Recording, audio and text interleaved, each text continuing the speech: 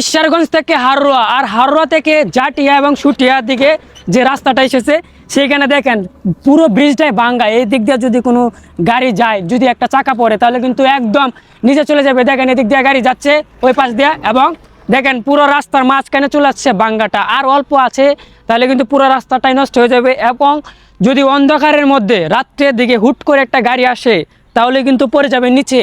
তাই আমার হাতের কাছে তেমন কিছু নাই, এখন যেটা আছে সেটা নিয়ে আমি এদিকে একটা নিশানা দিয়ে দিচ্ছি, যেন সকল ভাইয়েরা গাড়ি যারা চালান আর কি তারা যেন সতর্কের সাথে চলাতে পারে, এবং রাত্রের বেলায় যাতে এটা দেখে যাতে একটু হলেও সতর্ক হতে পারে। তাই আমি একটা হাতের কাছে যেটা পেলাম সেটা দিয়ে একটা নিশানা দিয়ে দিলাম।